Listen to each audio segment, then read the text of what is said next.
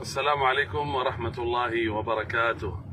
Masya Allah, la quwwata illa billah. Alhamdulillah. Kemarin ketika saya mampir ke kota Parepare, isi acara di Masjid Besar Al-Irsyad, saya dengar bacaan Ibu Wali Kota, Ibu Hajjah Erna Rashid Taufan. Luar biasa. Jujur saja, kalau tidak ada yang bilang itu Ibu Wali Kota, saya tidak percaya.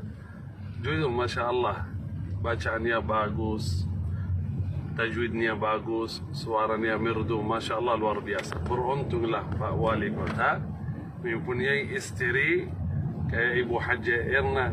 Itu luar biasa, karena dunia mata', dunia itu hiasan. Hiasan yang terbaik, nikmat yang terbaik adalah istri yang salihah. Semoga Ibu Wali Kota, Ibu Hajjah Erna Rashid Taufan jadi istri yang baik, yang salihah ya Rabbal Alamin.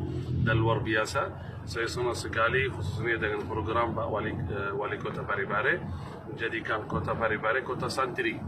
Luar biasa, saya melihat antusias jamaah dan santri-santri yang hadir di acara itu. Santri-santri Masya Allah, semangat yang menarik saya dalam acara itu.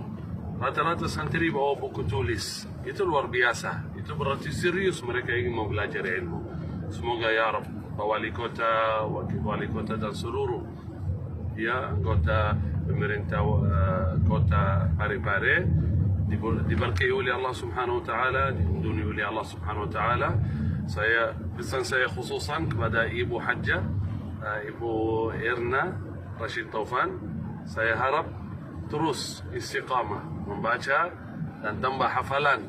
InsyaAllah menjadi ahli Quran yang hafal Al-Quran, membawa keluarga, istri, anak-anak semuanya ke surga. Ibu yang memberi syafaat kepada mereka. Amin ya Rabbal Alamin.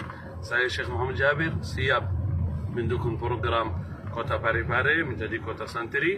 Saya siap insyaAllah ketika mampir ke Kota Parepare kita membantu mendukung program-program Al-Quran khususan di Kota Parepare.